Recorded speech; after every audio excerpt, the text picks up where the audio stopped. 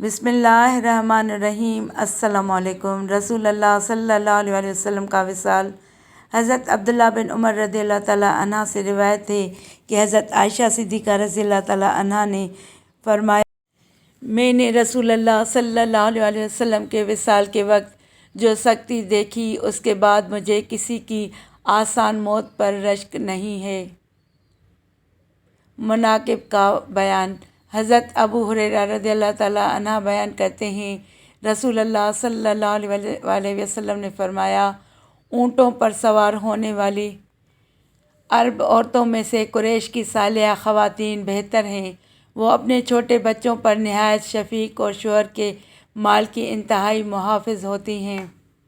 رسول اللہ صلی اللہ علیہ وسلم نے فرمایا، اپنے بھائی کے سامنے تمہارا مسکرانا تمہارے لیے صدقہ ہے، تمہارا بھلائی کا حکم دینا اور برائی سے روکنا صدقہ ہے، بھٹک جانے والی جگہ میں کسی آدمی کو تمہارا راستہ دکھانا تمہارے لیے صدقہ ہے، نابینا اور کم دیکھنے والے آدمی کو راستہ دکھانا تمہارے لیے صدقہ ہے، پتھر، کانٹا اور ہڈی کو راستے سے ہٹانا تمہارے لیے صدقہ ہے، اپنے ڈول سے اپنے بھائی کے ڈول میں تمہارا پانی ڈالنا تمہارے لیے صدقہ ہے، یعنی صدقے کا ثواب ملے گا۔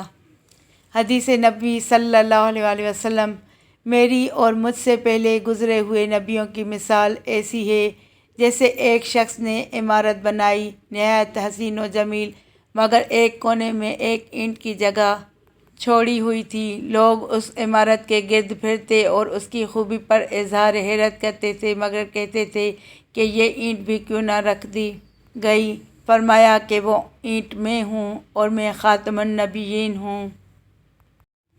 پردے کے بارے میں حضرت ام سلمہ رضی اللہ تعالیٰ عنہ فرماتی ہیں کہ میں نبی کریم صلی اللہ علیہ وسلم کے پاس تھی اور آپ صلی اللہ علیہ وسلم کے پاس حضرت میمونہ رضی اللہ تعالیٰ عنہ بھی بیٹھی ہوئی تھیں۔ بس اتنے میں نابینا صحابی ابن ام مکتوم رضی اللہ تعالیٰ آ گئے، اور یہ ہمیں پردے کا حکم دیے جانے کے بعد کا واقعہ ہے۔ تو نبی کریم صلی اللہ علیہ وسلم نے فرمایا، تم دونوں اس سے پردہ کرو۔ ہم نے عرض کیا، اے اللہ کے رسول، کیا وہ نابینا نہیں ہیں؟ نہ وہ ہمیں دیکھتے ہیں اور نہ وہ ہمیں پہچانتے ہیں۔ بس نبی کریم صلی اللہ علیہ وسلم نے فرمایا، کیا تم بھی نابینا ہو؟ کیا تم انہیں نہیں دیکھتی؟ رسول اللہ صلی اللہ علیہ وسلم کا مستقبل کے متعلق فتویٰ۔ حضرت ربیع بنت معوذ بن افرا رضی اللہ تعالیٰ عنہ بیان کرتی ہیں، جب مجھے شادی کے بعد میرے خاوند کے گھر لایا گیا تو نبی صلی اللہ علیہ وسلم تشریف لائے اور میرے بستر پر اس طرح بیٹھ گئے جس طرح آپ حدیث کے راوی خالد بن ذکوان مجھ سے دور بیٹھے ہیں۔ پس انصار کی چھوٹی چھوٹی بچیاں دف بجا کر میرے ان آباء و اجداد جو غزوہ احد میں شہید ہو گئے تھے کے محاسن بیان کرنے لگیں کہ اچانک ان میں سے ایک نے کہہ دیا، ہم میں ایک ایسے نبی ہیں جو مستقبل کے حالات جانتے ہیں۔ آپ صلی اللہ علیہ وسلم نے فرمایا، اسے چھوڑو اور جو تم پہلے کہہ رہی تھی وہی کہو۔ حضرت انس رضی اللہ تعالیٰ عنہ نے خبر دی ہے کہ میں تم سے ایک ایسی حدیث بیان کروں گا کہ میرے بعد کوئی اسے نہیں بیان کرے گا۔ میں نے یہ حدیث نبی کریم صلی اللہ علیہ وسلم سے سنی ہے۔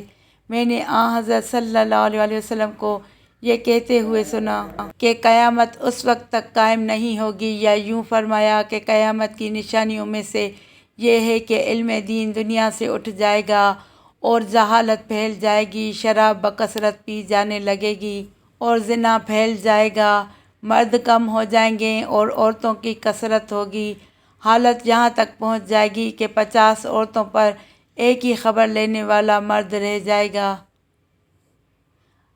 حضرت ابو سعید خدری رضی اللہ تعالیٰ عنہ سے روایت ہے کہ رسول اللہ صلی اللہ علیہ وسلم نے فرمایا، تم میں سے کسی کے پاس 3 لڑکیاں یا 3 بہنیں ہوں اور وہ ان کے ساتھ اچھا سلوک کرے تو جنت میں ضرور داخل ہوگا۔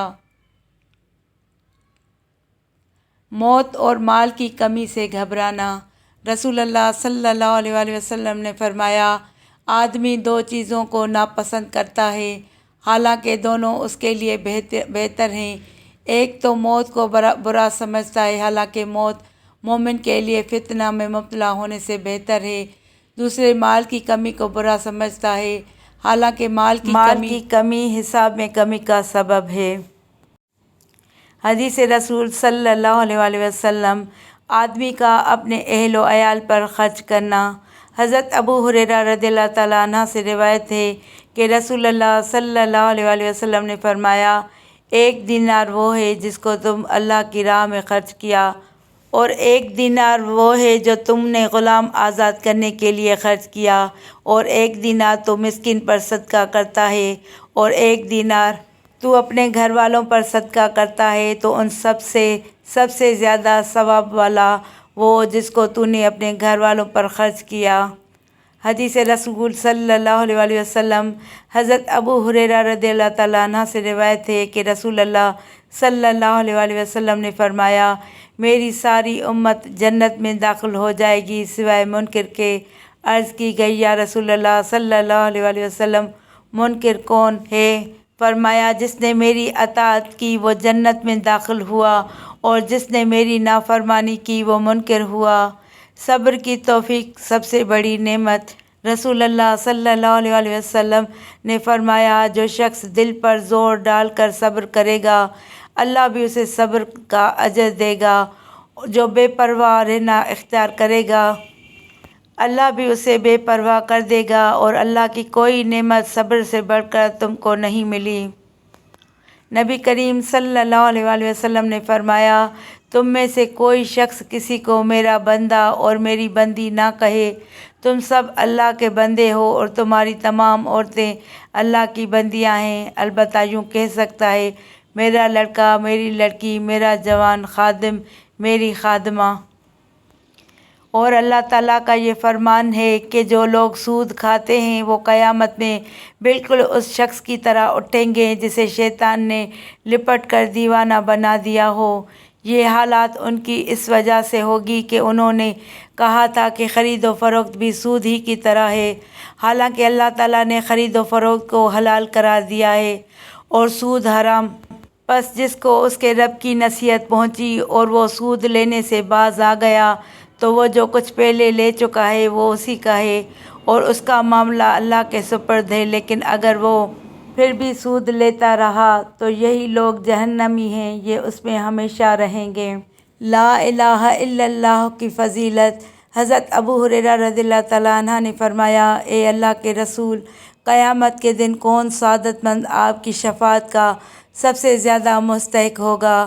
رسول اللہ صلی اللہ علیہ وآلہ وسلم نے فرمایا، اے ابو ہریرہ، مجھے یقین تھا کہ تمہارے علاوہ مجھ سے یہ بات کوئی نہیں پوچھے گا، کیونکہ میں حدیث میں تمہاری رغبت دیکھ چکا ہوں۔ قیامت کے دن وہی سعادت مند میری شفاعت کا سب سے زیادہ مستحق ہوگا جس نے خلوص دل سے لا الہ الا اللہ کہا۔